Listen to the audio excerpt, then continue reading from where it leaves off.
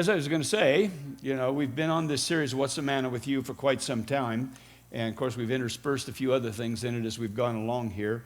And but I can tell you from my own experience that it would be worth, if you haven't had the opportunity to visit each of the teachings, and I know that's a lot to ask of anybody, but it would be worth it to visit this thing in our archive and allow it to become a part of your understanding, not because it's me teaching it, but I can tell you that this has been, the things that I've been sharing with you have been the basic pattern and the basic exercise of our life for nearly 40 years now. And we came to understand this, at least in its infant stages, many, many years ago, and began to implement this principle, not as a principle, but as a person, Jesus, the Logos, the reality of God, and it has borne great fruit in our lives, and I just would like to encourage you, because it's one of those things that I just absolutely know the value of it.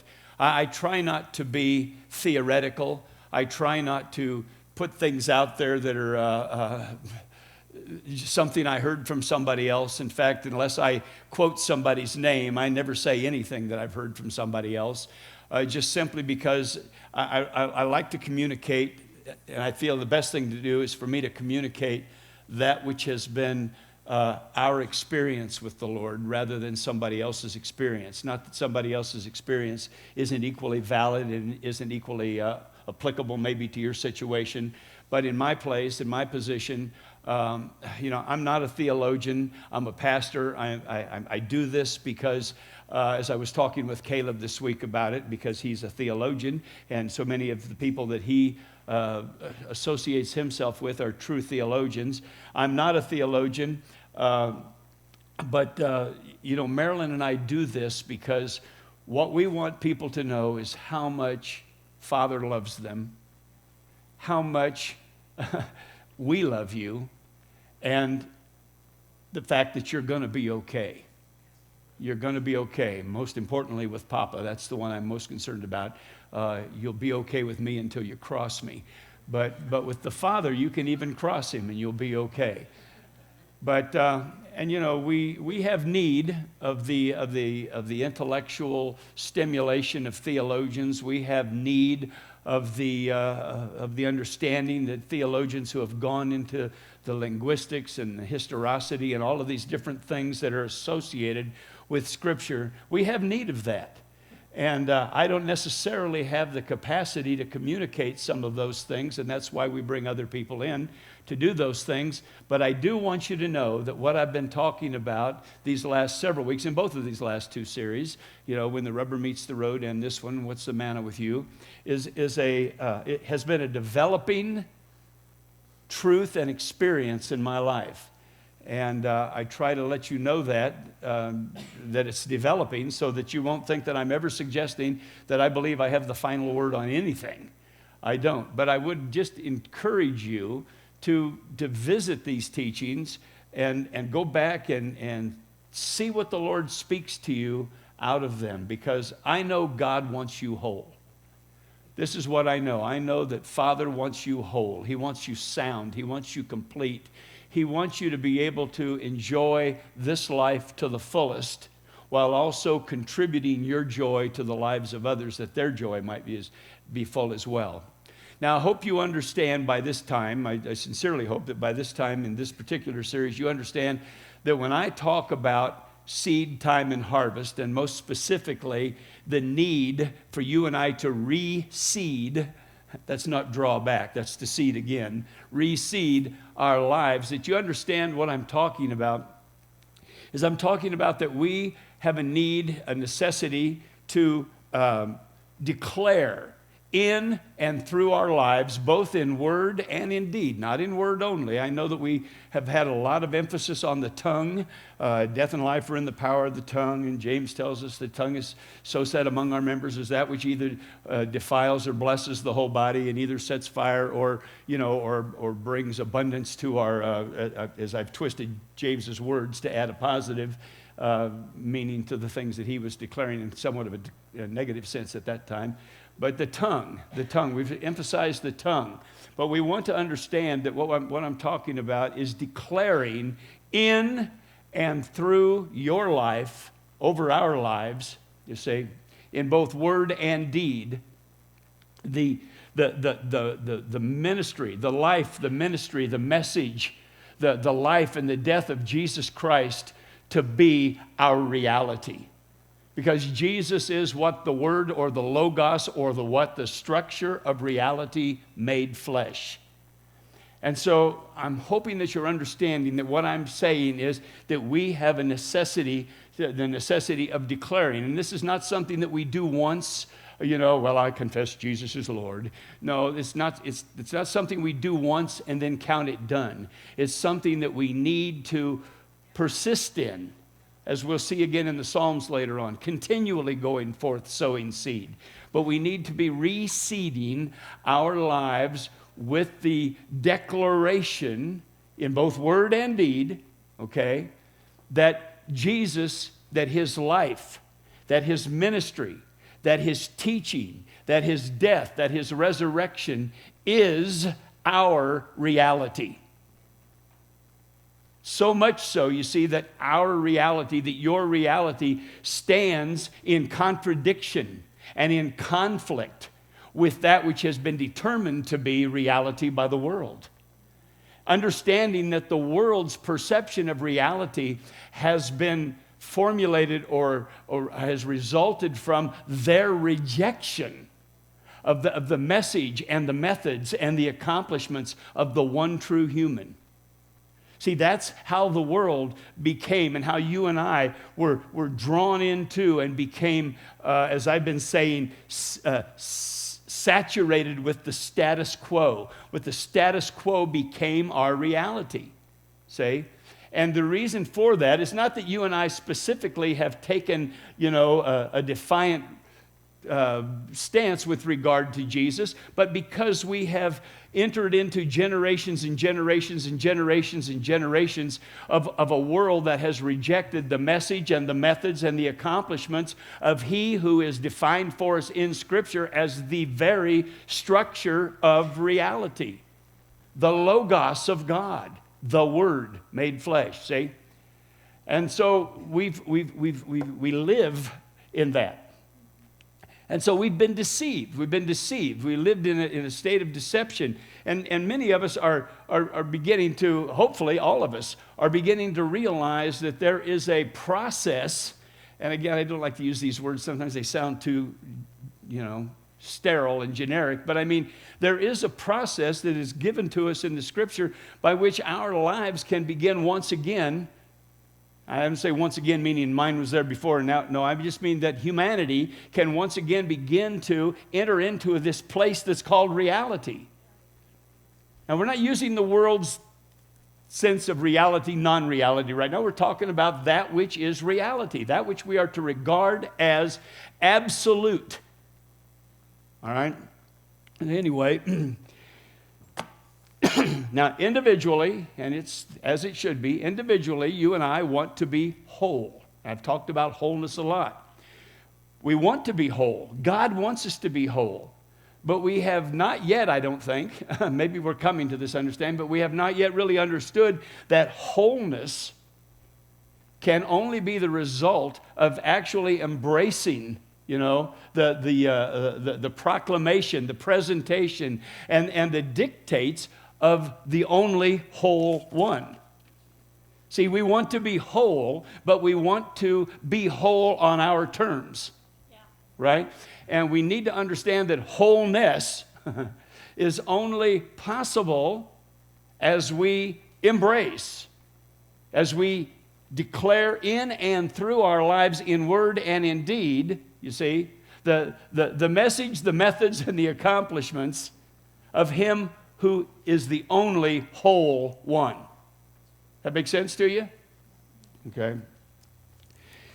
Now, was and is Jesus a healer? Absolutely. And I'm bringing this out because, there is There are so many people among the church voices who have set some things aside because they haven't seen the manifestations of the realities that maybe they've heard about, see? And this goes two ways, but right now, so was and is Jesus a healer? Absolutely. But did he not also tell us to love our enemies, to be merciful, to be inclusive, to be forgiving? And see, and what we've tried to do, or what we've been led to do in many times, is to divorce some of this from other of this and still try to lay hold of the thing we call wholeness and soundness.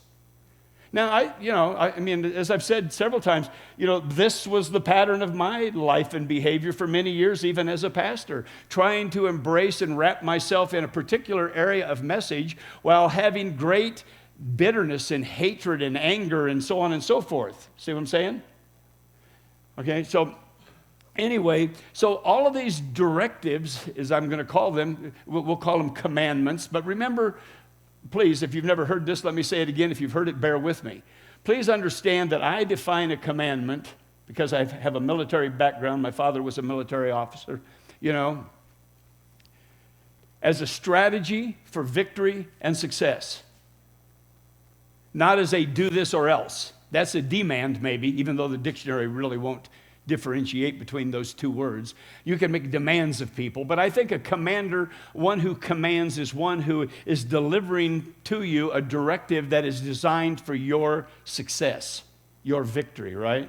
And so when I use words like directive and commandment, please understand that that's where I'm coming from. But so these things, to love your neighbor as yourself, to love your enemy, these things that we've talked about in our When the Rubber Meets the Road series, these things about being inclusive, being merciful on all counts, being forgiving at all times, 70 times 7 being only what do I want to say, an analogy of forever, of always, right?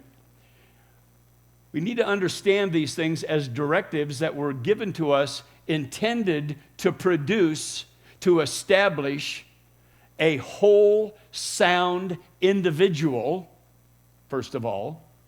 In other words, they weren't directives to become burdens to us, things that we are to bear a heavy burden of trying to forgive and try this and all. Jesus wasn't saying this is what you've got to do in order to be pleasing to the Father. You've got to love your enemies.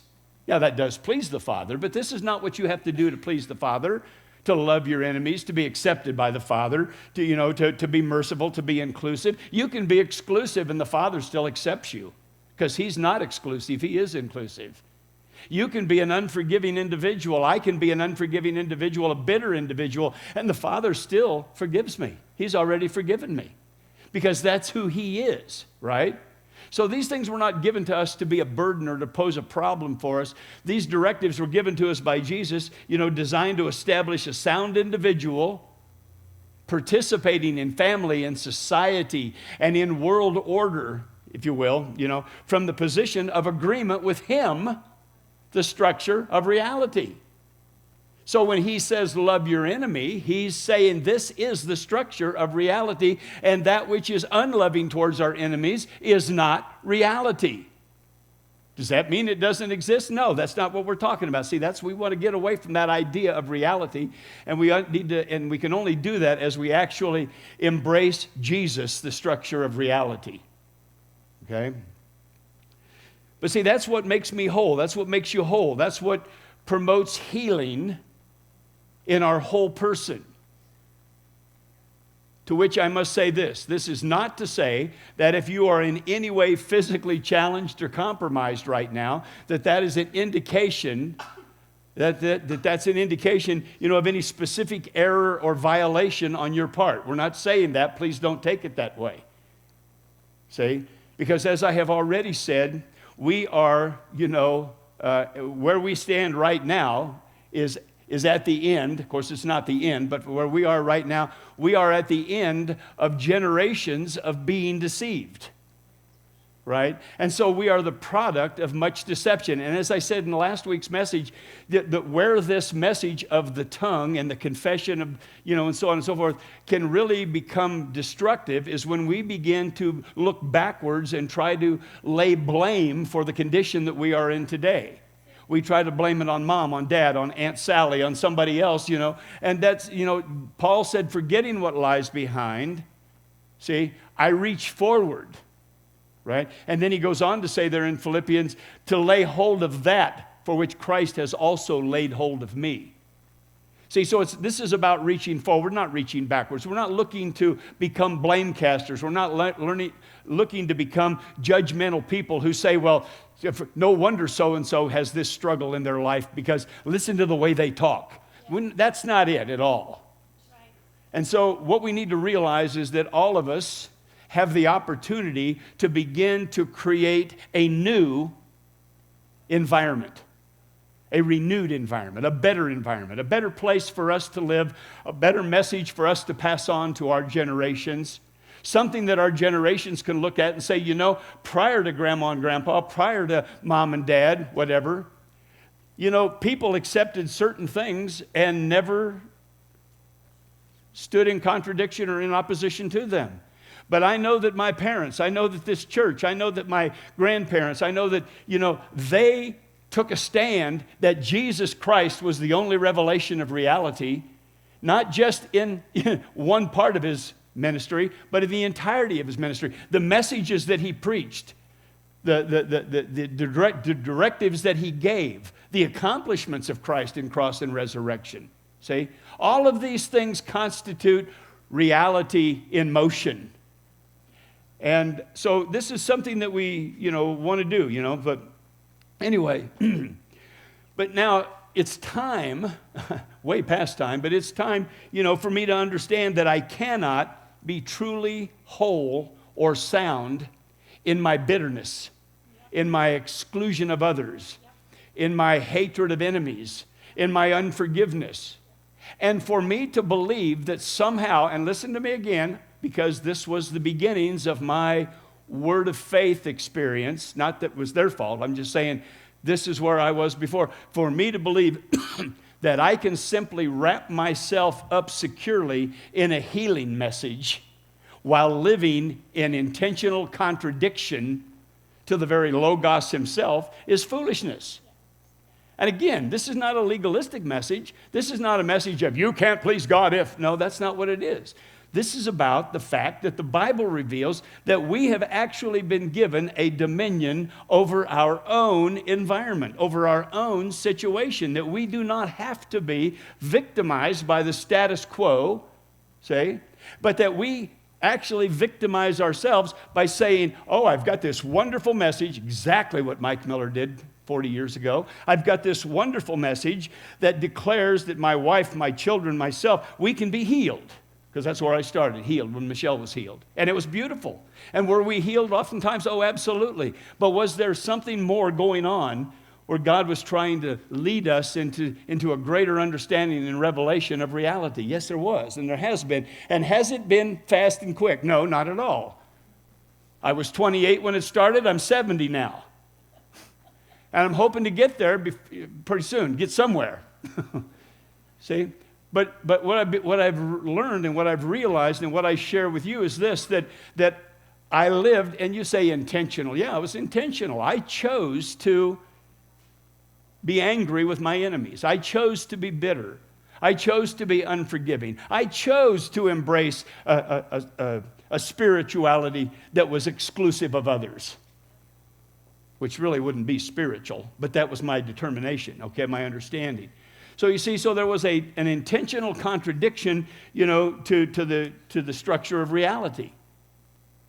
And as I have grown older and have continued to ponder upon the things that are driving some theologians away from the truth of healing and wholeness, I began to realize that this is not an aspect of truth to turn my back on.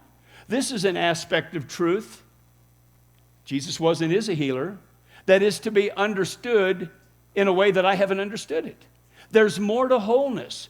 There's more to me being whole. And all of us know in this room how anger and bitterness can affect our physical health. There should not be anybody in this room that's ignorant of that fact. We ought to all know that these are things. But if we have grown up with this as being the accepted way it is, in other words, we are blessed by God to hate ISIS. I mean, I'm just going to throw something out there that probably catches us all. See? I mean, we should know that Hitler was despicable in the sight of God. See what I'm saying? There are things that we have just grown up in. Now, it wasn't anything that we really thought about, gave any thought to. But now we're just beginning to see some little blades coming up out in the garden that will someday be something from which we can actually eat the fruit of, right? Okay, I can see you're all excited about this. But all this leads me back to, if you will go with me please, to Hebrews 11:3 once again.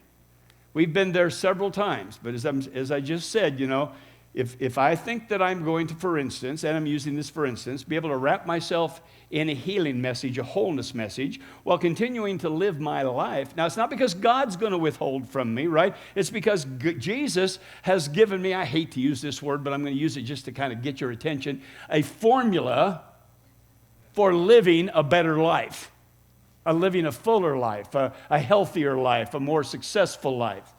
And that formula has to do with forgiveness and being merciful and being loving to my enemy and being this, that, and the other, as well as declaring the accomplishments of Jesus over my personal earth, as well as the earth around me, right? I'm to do this in word and in deed. Not in word only, but in deed as well, right? So the deed is what? The deed is forgiving. It's being merciful. It's being inclusive. But the word is declaring as well. I am a forgiving individual. And I will forgive. And I do forgive. And I will be merciful. And I am merciful. I mean, you see, these things. But also declaring, by his stripes I was healed.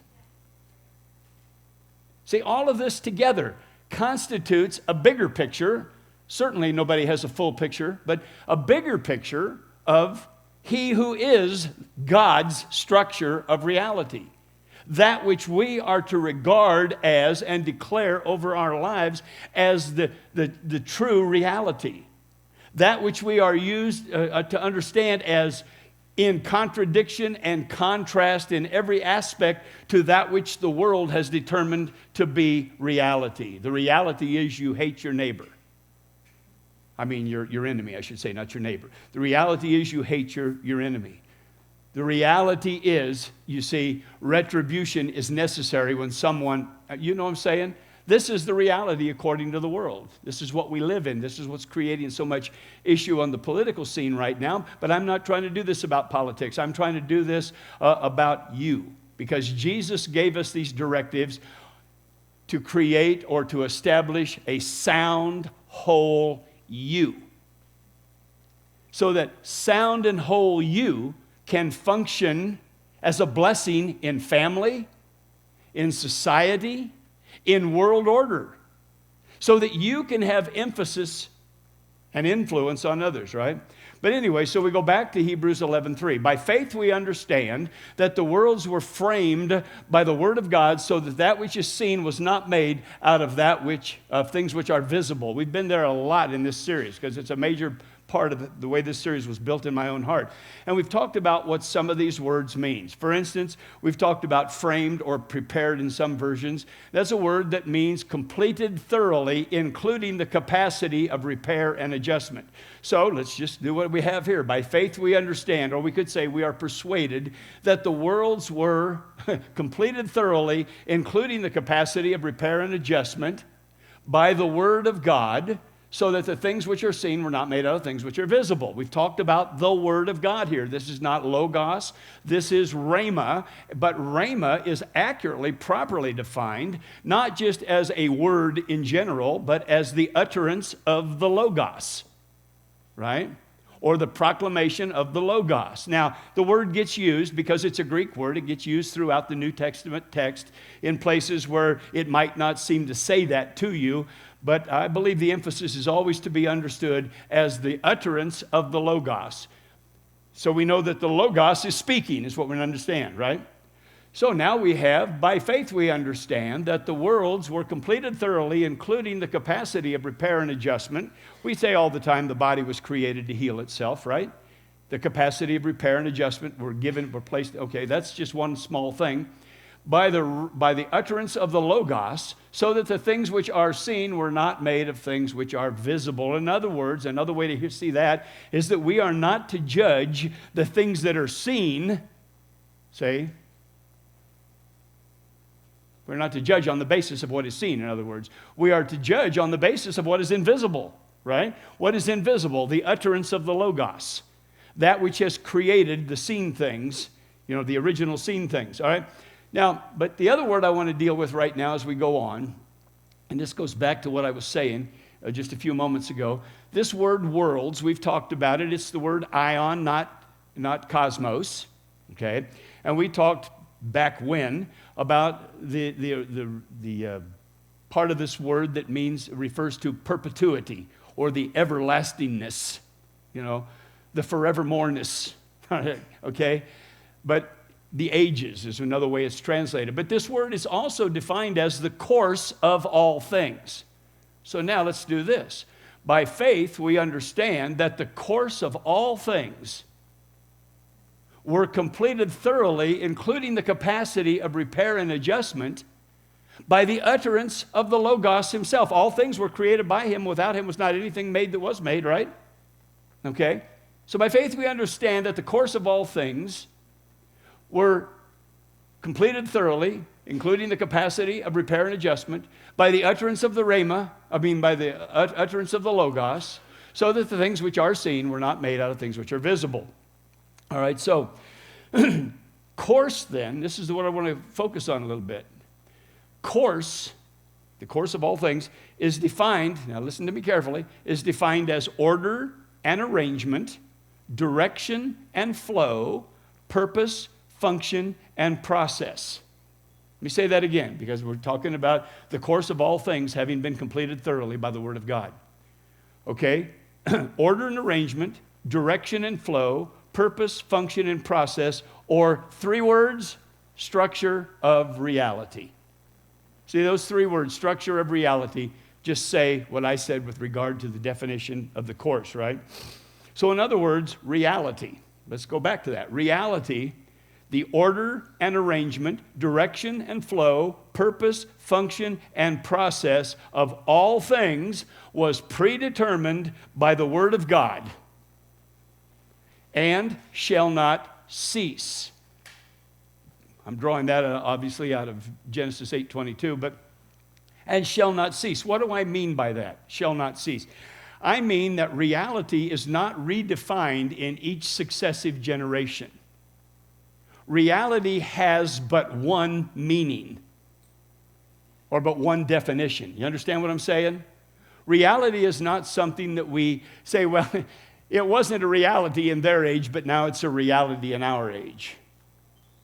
We might say something like some of these modern diseases we have that at least we have no record of them having been identified in previous generations.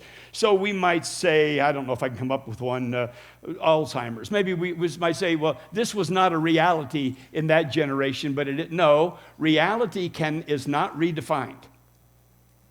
Okay? Now there are experiences, right? See, we talk about this, the things that are seen were not made things which are visible, and Paul tells us. Why? Tells us why not.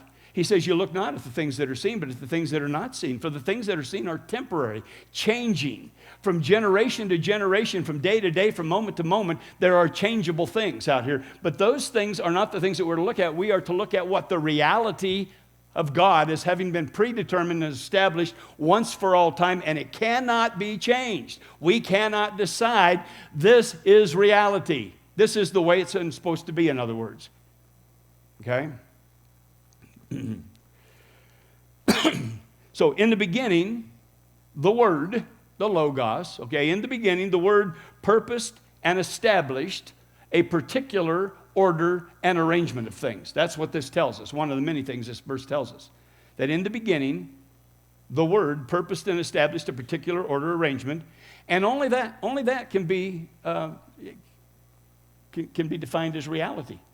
Only that consists of reality, is descriptive of reality. And in that reality, there's a specific process, function, direction, and flow for maintaining man's natural environment, or man and the natural environment, man and the cosmos. I want you to get this. In that reality that was predetermined, in that order and arrangement that was predetermined by the Word before man set foot on this earth, okay? In that, there is contained within that a process and a function, a direction and a flow, you see, that's for maintaining that which is, I wish I could remember the definition right now that I gave you in rest, of very good, but it's something like moving with great force and passion, maintaining velocity. Somebody knows it. Maintaining velocity, overcoming resistance in order to be. See? I'm 70 and I haven't lost it all yet, have I? But anyway, but this is what I want you to understand. This is what we're talking about again, in a sense, right now. See, the fact that reality is there, and within reality, there is a process that has been instilled in man by the very creative nature of God, something that was put in you and me. This is a hard thing to say. To be not dependent and yet dependent, interdependent, see? In other words, not to have to be a people who, as we'll see just momentarily, cry out to God for everything as though God were the one who has to act in order for things to be. But God said, listen, I'm going to build some of me into you, enough of me into you, that you will emulate me in the way you maintain reality. Because I don't want you, number one, to go through life being victims. I hate the victim mentality, saith the Lord, not me. I hate it too. I'm not pretending that was a prophecy. I'm just saying that the Lord hates the victim mentality in us. Why? Because He knows what He built into humanity. He knows what is irreversible. He knows the order and arrangement, the purpose, the process, the direction, the flow of all that He instilled from the beginning. And that's reality. That's the structure, right? And that process, that direction and flow, we've identified as seed, time, and harvest. But it's first declared to us, according to the authors, who wrote it in about 500 BC, actually. God said, God blessed, not God cursed, not God burdened them with, but God blessed them and said, be fruitful, multiply, fill the earth. See it? Subdue it, and have dominion, which means compassionate, caring, government, see, over the earth. So here's what I want to say to you now as we go on. Reality is not, I've been saying it, but I want to put it in these words. Reality is not determined by man, is not determined by the ages or the generations or society or new things that have popped up that never had any witness or testimony in history before. That and maybe they're everywhere. It's just everywhere. It's the reality of things. It's everywhere, right? No, that's not reality. I want you to get this. So reality is not according to man. Ephesians 1:9 tells us this, that it is according to His good pleasure, which He purposed in Himself. Who is Himself? The Logos, the Word made flesh. And He purposed it in Himself. In other words, He purposed to maintain one standard and structure of reality for all time. Okay? So in other words, God purposed good, didn't He? Or in fact, very good. Genesis 1:31, right?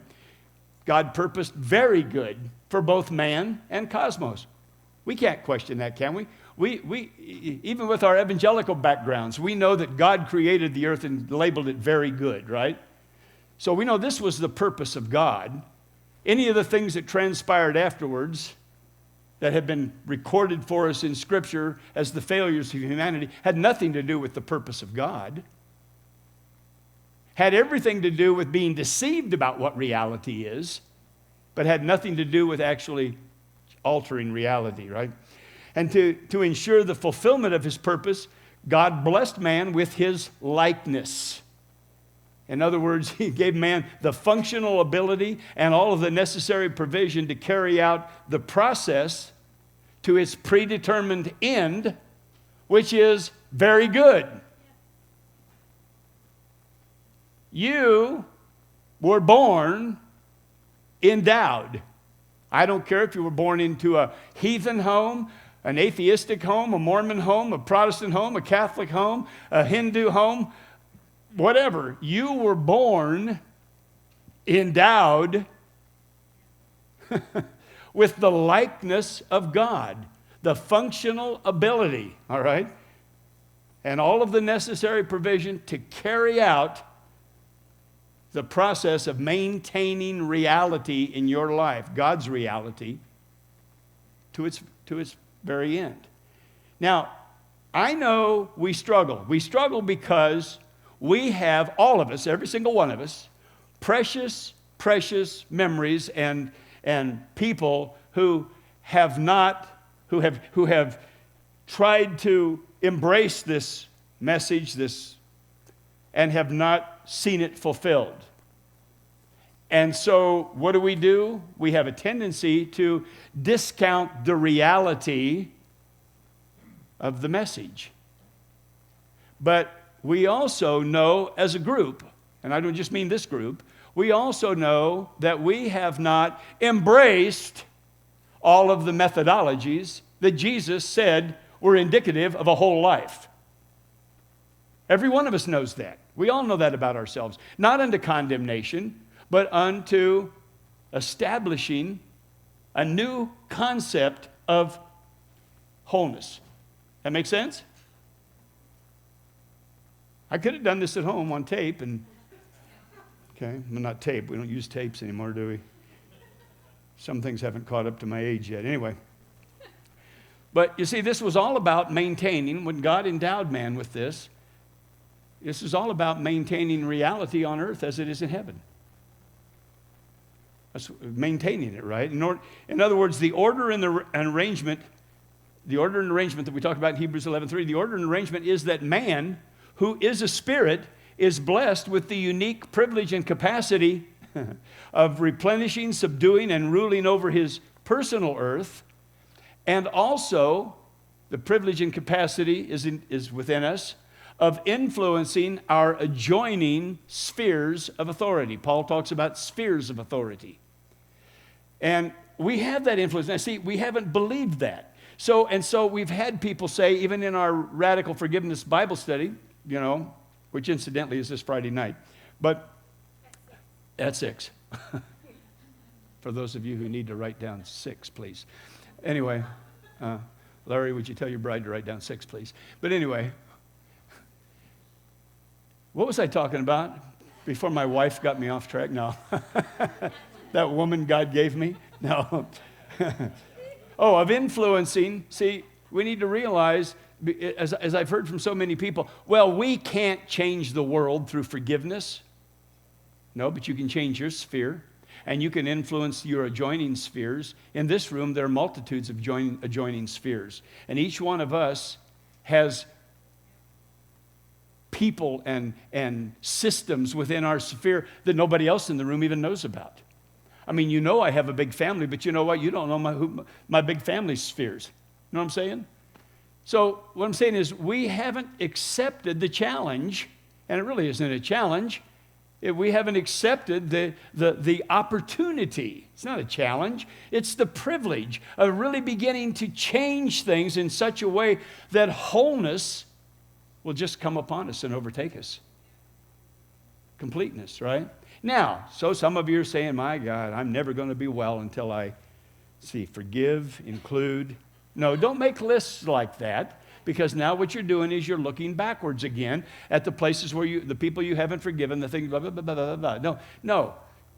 Understand that we're talking about doing what? Reseeding. Seeding again. Declaring in your life and through your life. That's what's been happening here in this building, folks, for the last several years.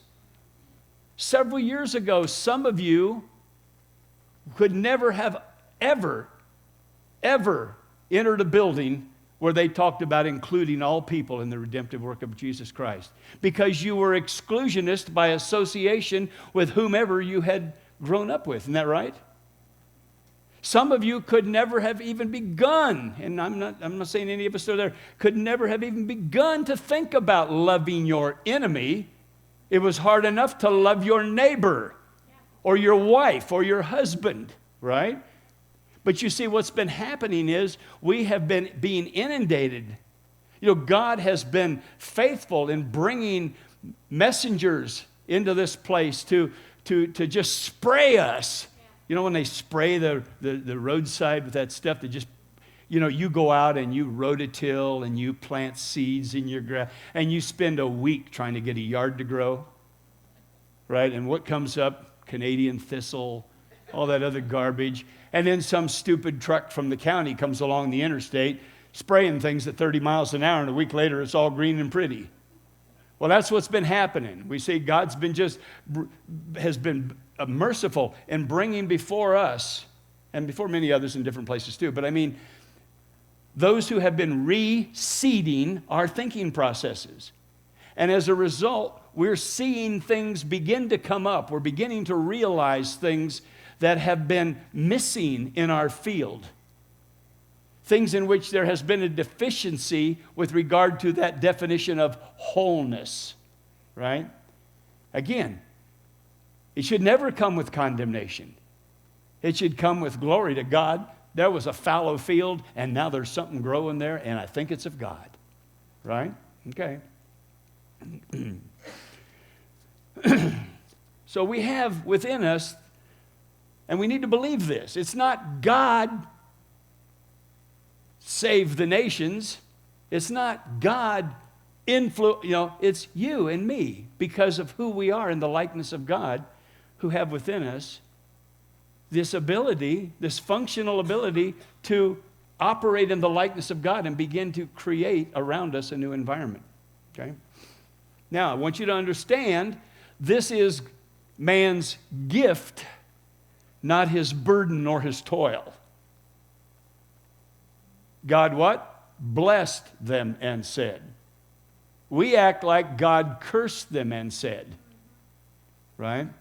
But as I've said many, many times, Genesis 1:26 says, let them have dominion, not let them achieve dominion.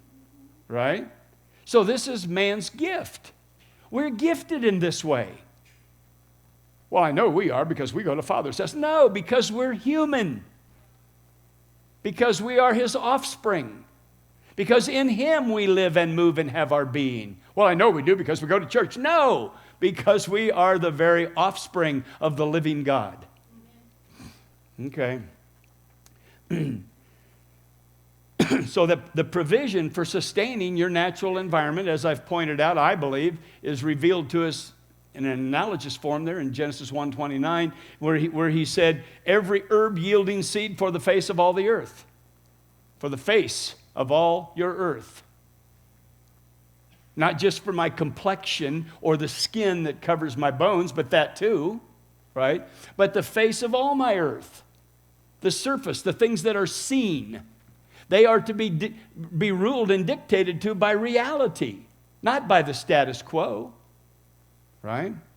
So what that means is that the Logos, right? The Logos, the very substance of your being. I hope we've established that by now. The Logos is the very substance of your being.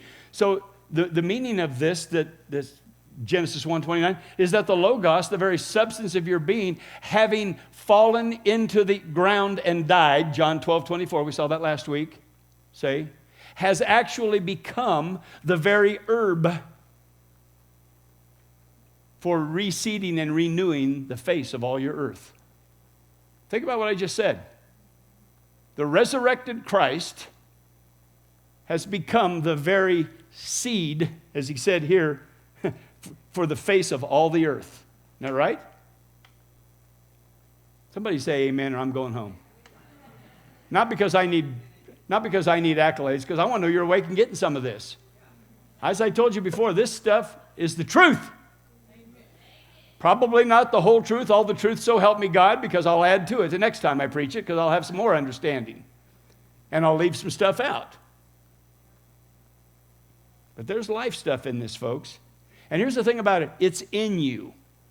It's in you, right? You're born, as we've seen already, that incorruptible, imperishable, never fading away seed of the living and abiding word, logos, structure of reality. That's what's in you, according to Peter, right? In other words, this is not some mystical resource, that you have to obtain from far off by some prescribed methodology, which is the way it's often been presented in the church, right? Go with me to Deuteronomy chapter 30, verses 11, and I'm going to read this because we're going to see Paul's interpretation of it in just a moment. Deuteronomy 30, verse 11, for this commandment which I command you today. And again, let's go ahead and plug in right now my understanding of commandment. This strategy for victory and success, which I command you today, is not too mysterious for you, nor is it far off. Right? It is not in heaven that you should say, well, who will ascend into heaven for us? Maybe Pastor Mike. Maybe if we get the prayer team at the church, they can ascend into heaven for us. And bring it to us that we may hear it and do it. Nor is it beyond the sea that you should say, who will go over the sea for us and bring it to us, that we may hear it and do it. Verse 14, but the word is very near. Everybody say very near. Very near you, in your mouth and in your heart, that you may do it. That means that you may cause it to come to pass. Now, let's go and get Paul's reference to this in a passage we're all familiar with, Romans chapter 10. Romans chapter 10, verses 6 through 9.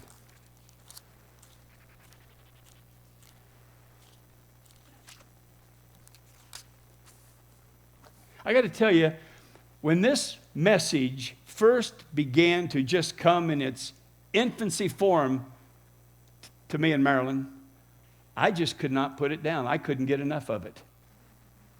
Because you see, months before that, maybe years before that, I don't remember, but months before it at least, I had heard the Lord say to me one day, and I've shared this with you many, many times, but I heard the Lord say to me inside me one day, son, I want you to understand that I have given you absolute authority over the outcome of the affairs of your life. Again, stressing that I did not have absolute authority over the things that came against me, but the outcome of those things. Okay? And so when this message then began to come to us, I began to see how some of that authority, I began to see how that authority was to be implemented in my life. And again, I've waded through this and tripped over things and fallen in potholes and become critical of others in the past and judgmental and destructive with the message rather than always instructive and edifying. And I would be the first to admit that, and I hope that none of this is coming across that way, because this is all about you and I being whole together. All right? All right, Romans chapter 10, verses 6 through 9. But the righteousness of faith speaks in this way. Now see if you recognize these words.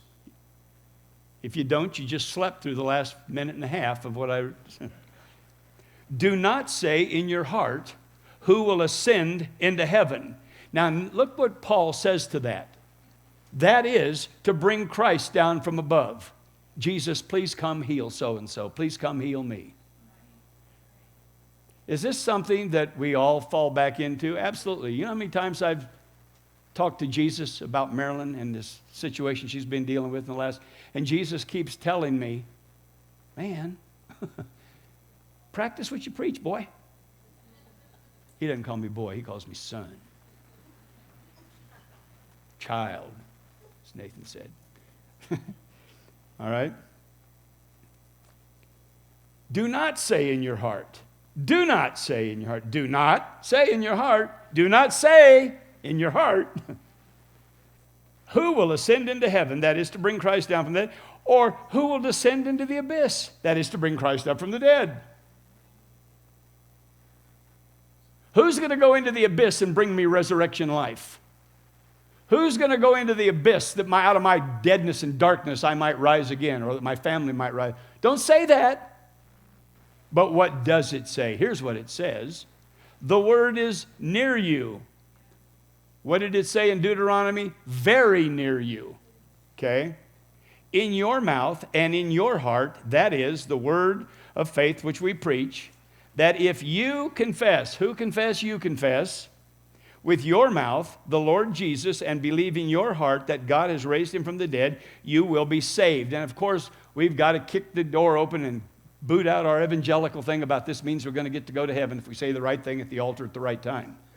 That has nothing to do with anything. That has totally to do with what we've been talking about. This is all about structure, order, and arrangement, okay? Being implemented in you, by you. In this earth now, not in the world to come. I want you to get this, folks. We've been so confused over saved and salvation and all those things, right? Completed thoroughly, in other words, including repair and adjustment of both persons and cosmos. That's what this is about. If you confess with your mouth, who? You. Why? Because it's in you. It's in your heart and in your mouth, right? And if you confess with your mouth. So as I said, this is all about structure, order, and arrangement being implemented in you and by you. Not just in you by Christ who must come down from heaven, or by resurrection life that must be retrieved from the abyss from some preacher for you or somebody else, right? And what does he say? He's talking about the rhema. This is the word rhema here, the word of faith, okay? The rhema, which is, what is it? The rhema is the utterance or the proclamation of the Logos, right? You got that? That's what rhema is. The proclamation of the Logos. What is Logos? The structure of reality. So this is what he says. The proclamation of the structure of reality is in your mouth and in your heart. Why am I not experiencing the reality of what God tells me is reality? Because it's in my mouth. The proclamation of reality is in my mouth and in my heart. In my heart. See? So that he says, if you confess with your mouth, now again I'm going to do what I did last week in Colossians chapter 3, the lordship of Jesus. See, we've whittled this down. If you confess with your mouth the Lord Jesus, and so you come to the pulpit and you confess with your mouth that Jesus is Lord. But no, he's talking about as a lifestyle. If you confess with your mouth, if you agree, means to speak the same thing, homologeo in the Greek. If you speak the same thing as is spoken by the lordship of Jesus. Well, the lordship of Jesus is, let's go back over it, Jesus is Lord and Caesar is not.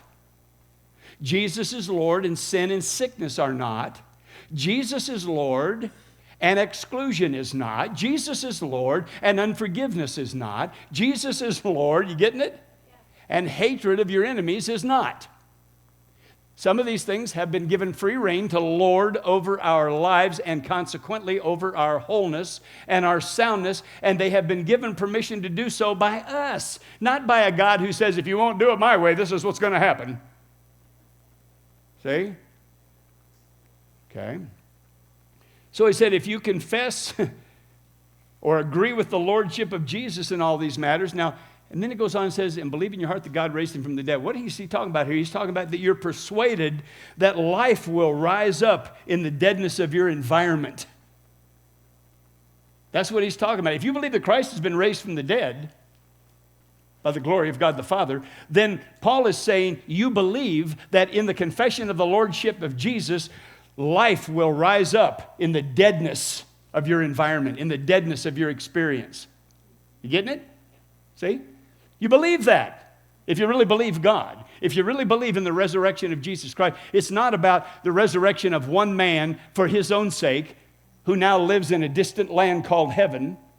It's about what has happened to humanity and what now is back in our lips by agreement with his lordship. Out of the deadness will come life. That's what he's saying. Then he says you'll be saved, which means healed, made whole. But we are agreeing and confessing the lordship of Jesus, not at the pulpit, at the polls, in conflict with my wife, in conflict with sickness and disease, in conflict with temptation. Whatever it is, my confession is Jesus is Lord, and that is not. Right? So once again, the process of aligning your experience with reality is as simple as seeding the face of all your earth. All right? You need to understand that this is a process that's really as simple, or as I should say, as certain as light. Remember God said, let there be, and there was? We got to take it back to that all the time, right? This process is seeding all your earth with the Logos from within. Now, last week we were in Colossians 3:15.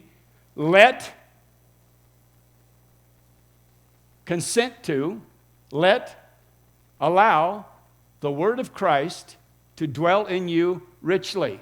Now, this is something I failed to say last week that's very important. This is not putting the emphasis on the word of Christ dwelling in you. It is not, please allow the structure of reality to dwell in you as revealed in Jesus Christ. The emphasis is on richly or abundantly. See, the word of Christ dwells in you by virtue of his resurrection. Not by virtue of your confession in church, by virtue of his resurrection. What he's saying is, let that word of Christ which already abides within you, dwells within you, let it do its work abundantly. The emphasis is on abundantly. Giving thanks to the Father through him. It goes on and says in this next verse, right? So, anyway, it's in you. Not because you're a church attender, because you're human. It's in you. Let it do its abundant work, right? So these harvests of goodness that Scripture talks about, they're not in some far-off distant heaven awaiting some kind of a requisition approval from the Father based on your incessant confession of verbatim scriptural places or the effectiveness of the prayer chain in your church. Who will ascend into heaven? Well, the more people we get praying for so-and-so, the higher the tower we can build. Babble, babble, babble, babble, babble, babble, babble. And we can reach unto God and get him to come down. He said, do not say. No. He said, the righteousness of faith says it's in your mouth. The proclamation of the structure of reality being implemented in your life is in your mouth and in your heart. Wow. Okay. So Peter said these things are in your heaven, remember? These things are in heaven reserved for you, ready for you, in other words. They're ready to be drawn upon by you, right? So that God's will can be accomplished in your earth as it is in heaven. All right, go with me back over to Psalm 126. I'm going to take a few more minutes because I want to get this all in today.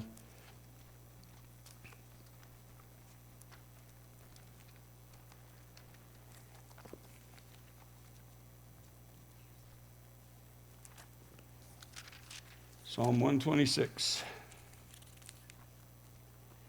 Verse 4. Bring back our captivity, O Lord. Does that sound like the church? Does that sound like you and I in hard times? In other words, restore us, heal us, come down from heaven. Right?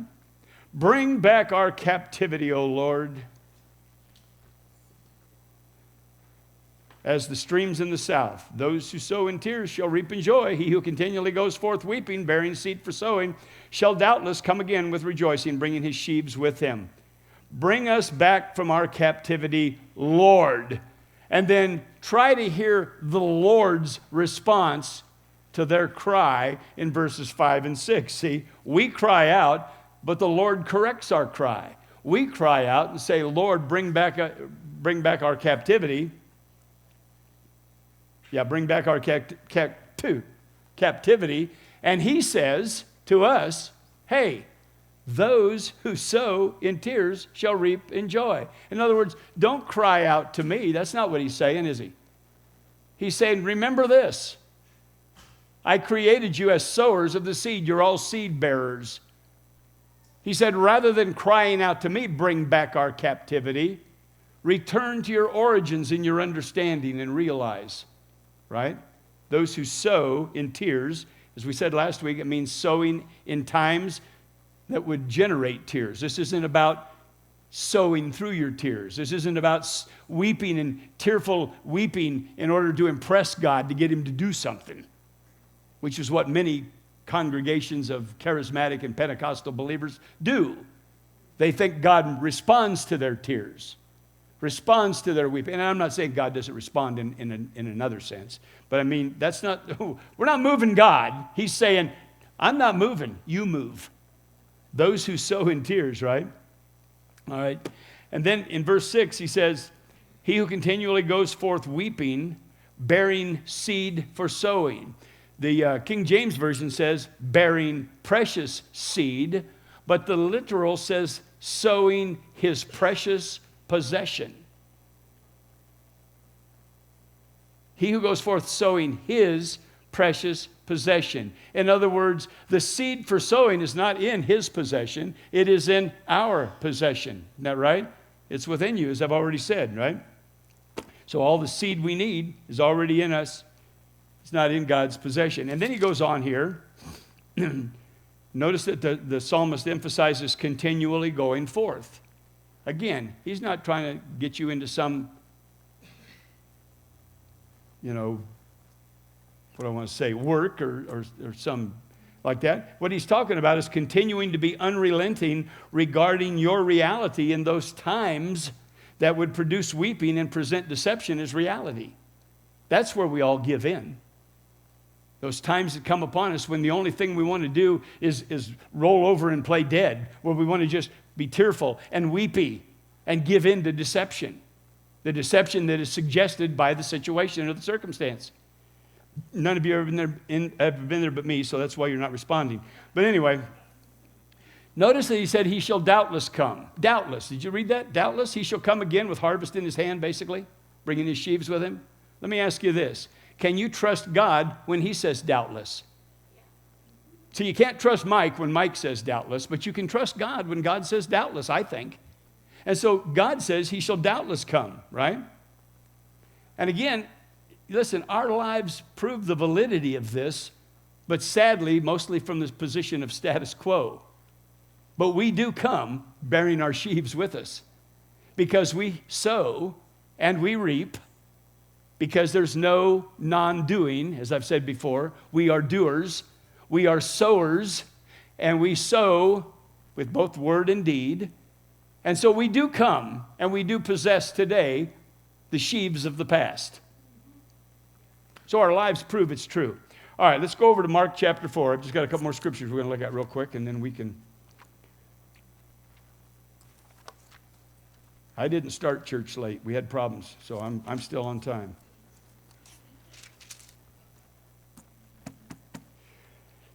Mark 4:26, we just used this one verse previously. The kingdom of God is as if a man should scatter seed on the ground. The reign of the sovereign God works like this. The reign of the sovereign God, or the way God works, is as if a man should scatter seed on the ground and should sleep by night and rise by day, and the seed should sprout up and grow. He himself does not know how, for the earth yields crops by itself, first the blade, then the head, after that the full grain in the head.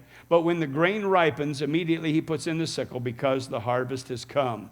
All right, in verse 26, just let me chop up a few words here at the beginning. And notice that he does say, a man should scatter seed. Now, I know I'm kind of twisting the meaning there, because he said the kingdom of God is as if a man. But I'm just going to say this based on what we've already learned. A man should scatter seed, referring to the kind of seed that Jesus is talking about, the word. Should scatter seed on the ground. And then in verse 27, let's emphasize this. He says, he himself does not know how.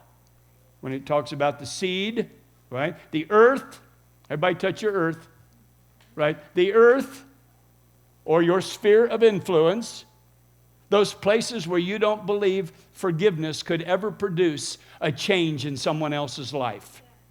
The earth that you have sown your seed in. A man should sow seed upon the ground. And then go to bed at night and get up by day and not argue with the doctrine of forgiveness and mercy and inclusion, but instead allow the earth to bring forth, as it goes on here, or the seed sprouts up and grows. I jumped ahead of verse. And the seed should sprout up and grow. He himself does not know how. But if I can't find out how, then it ain't so. If I can't determine how it's going to be, then it ain't so. No. And then he says, for the earth yields crops by itself. Now listen, the earth yields crops by itself, and you know this, according to the seed that is sown. Right? I mean, we don't have to get too deep on that one. We know. So here's the thing I want you to get out of this. The earth and your earth have been programmed by God to develop the seed producing the predetermined end. So whatever the seed, because of the pre-programming, if you will, bad terminology too, but because of the pre-programming of our human condition in God, whatever the seed, the earth knows what to do with it. So you give the earth a seed, it knows what to do with it. It knows what to do with retribution and bitterness and unforgiveness and exclusion. And it also knows equally what to do with forgiveness and mercy and inclusion and declarations of my body being whole because of the accomplishments of Jesus Christ. But again, we're not going to separate. We're not going to put wholeness in categories. Wholeness is one big category. Becoming more and more effective as we sow more and more seed in our life. Okay? So again, as I said, our lives are proof of the fact that the earth brings forth crops by itself, right? And it's always, looking at that next verse, it's always, everybody say always. Remember, as long as the earth remains, seed, time, and harvest shall not cease. Seed, time, harvest shall not cease, as long as the earth remains, right?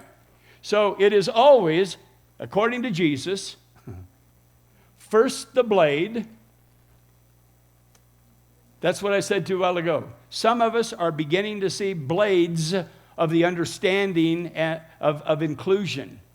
Some of us are beginning to see blades of God's understanding of mercy. We're having a tough time imagining turning it into a salad yet or being able to eat it because it's only sticking that far out of the dirt. But here it comes. Say, one plants, another waters, God gives the growth. That's what's been happening here at Father's house and many other places, thank God, around the world. Okay? God gives the increase. So it's always first the blade, then the head. Dinner time. No, not yet. After that, the full grain in the head. What could be more? No, not yet. But then when the crop permits, when the grain ripens, or the King James says when the crop permits, he immediately puts in the sickle for the harvest. First the blade, then the head, then the full grain in the head, and when the grain ripens, harvest. What else does this tell us then? Time is essential. Time is essential to the production of the harvest. As I said to you a couple of weeks ago, some folks are in need of a miracle. I don't know how to produce a miracle, but I know how to pray for a miracle. And I agree, people need a miracle. Jesus is also a miracle worker besides being a healer and a wholeness therapist. So we will pray with you about miracles. We will ask God for miracles. I don't have a formula for miracles. I just have a revelation from God's Word, not I have, but we have a revelation from God's Word on how to reconstruct your environment long term. Instead of sitting around in your silliness, and just listening to this doctrine and this thing that discounts that and this thing that discounts this and reading Facebook and reading. No. There's something better to do. Something better than reading Facebook? How will I know who to vote for? You can't read Facebook and know who to vote for. Right? And you can't read Facebook and know which of the many prescribed things that people post about what is best for your health. That's right. Are any of those things, am I saying they're bad? No. We need wisdom from God, as I've already said in an earlier lesson, so I'm not going to tell you that. All right. So this tells us that time is absolutely essential. Remember James, he said the farmer waits for the precious produce of the soil. I think it's in James 5:7 or something like that. The farmer waits. You be patient, brother, as the farmer waits. He does what? He waits for the precious produce of the soil till it has received, he says there, the early and the latter rains. One plants, another rains, waters, but God gives the increase. And you can be your planter, you can be your waterer, but only God can give the increase. But you've got to water. What am I going to water? Listen, Leviticus 19:19 says we're not to scatter two kinds of seed in the field. It just confuses the issue, right? Again, we're going to reflecting back on Leviticus 9. You didn't even know I knew anything out of Leviticus. I know 3 verses out of Leviticus. One to do with the atonement and one to do with scattered seed. No.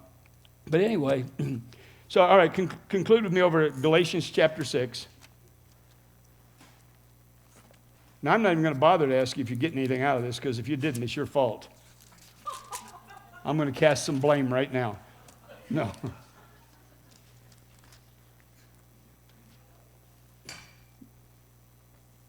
What does the farmer do? Farmer waits. How does he wait?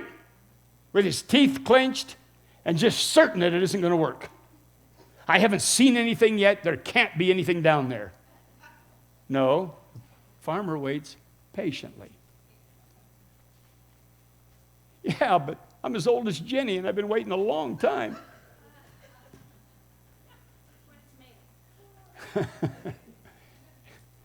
No, we're not talking about length of time in that sense, so we'll try to talk a little bit more about that. Galatians chapter 6, verses 7 through 9. Do not be deceived. Here's the good one. Now again, this has usually been put upon us as having to do with not getting away with your behavioral atrocities. Do not be deceived. God is not mocked. Whatsoever a man soweth, this he shall also reap. He that soweth to the flesh shall from the flesh reap a godly butt-kicking. But he that soweth to the Spirit shall reap heaven when it's all over. That's not what Paul's talking about. Jeez, folks, come on. We have been so deceived. He says, don't be deceived. The things which God has put into motion will not be undone by man. That's what he's talking about here. Do not be deceived. What God has ordained, the structure of reality that God set in motion from the very beginning of time, will not be overthrown, will not be upset, will not be redefined in a later generation or an earlier generation or whatever. It's whatever a man sows, this he will also reap. That's a certainty. That's a promise. If you sow the revelation of the Logos into your life, you will reap from the revelation of the Logos. If you sow mixed seed, yes, there will be confusion. I sowed mixed seed for years. By his stripes I am healed, and I hate my enemy. Right? The angels are calling me. There's a phone. Okay. He who sows to the flesh will of the flesh reap corruption, but he who sows to the Spirit will of the Spirit reap everlasting life. Let us not grow weary while doing good, for in due season we shall reap if we do not grow weary. Verse 7, I want you to understand something. We are consistently deceived by the apparent lack of change. When he says, do not be deceived, God is not mocked. And the thing that I hear the most from people is it's not working. Why? Because I haven't seen anything, or what I've seen is just so small. I tell people all the time, you make note of every incremental change. Whether it's my ability to now not be angered quite so much when Marilyn says something to me. I'm doing good. She just said so. All right. Or whether it's just some little thing taking place in my body that's better than it used to be. Whatever. I mean, incremental. But when we see nothing in the beginning, we're easily drawn away by the theologians of unbelief. The theologians who possess a tremendous amount of necessary knowledge and understanding in certain areas of God's blessing upon humanity, but in certain areas it has been discarded because of experiences in their own life that haven't blossomed out. Listen, I've been sick a lot of times in the last 40 years, but God's word is true, though every man a liar. I just want you to know that. We've dealt with some things in our home. Fortunately, we haven't dealt with anything, that has produced tragedy like some of you have. But I want you to know God's word is true no matter what's going on in my house. And again, that's not, I don't know. But anyway, then verse 8, I want you to see it. Verse 8 indicates to us here that deception is directly related to our perception of reality. If our perception of reality is the flesh, we are deceived. That's what he said. He that soweth to the flesh shall reap corruption. This is telling us that deception is rooted in our perception of what is real.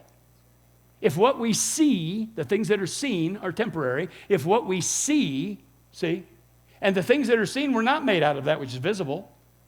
Okay, but the things that are seen, if they are our reality, then you see we're deceived. But then, when the Logos is our reality, the harvest is life. He says eternal life. That doesn't mean heaven forever and ever. The word actually means the life of the age. The life of the age. And it's referring to the life that Jesus resurrected in this age.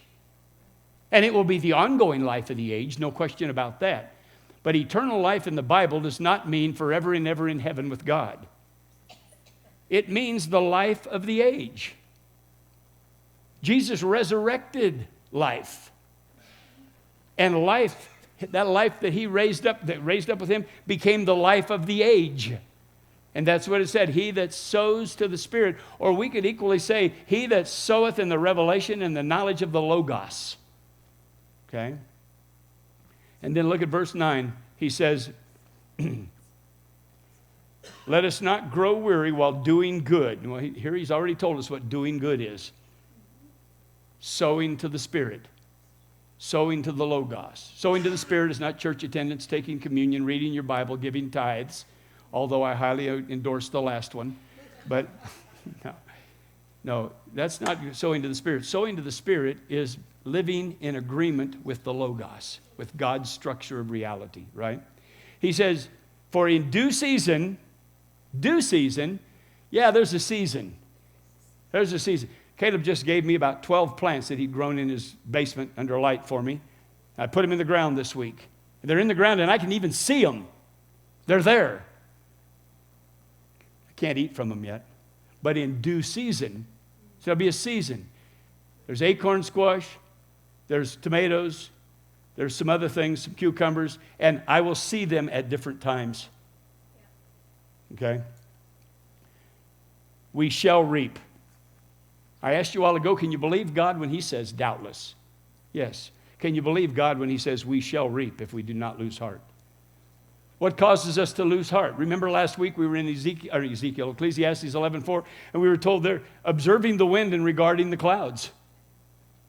He that observes the wind will not sow. He that regards the clouds will not reap. In other words, if our reality is the wind and our reality is the rain, circumstantially speaking, we won't sow or reap. Got to get our reality adjusted, right? But he says here, we shall reap, doubtless.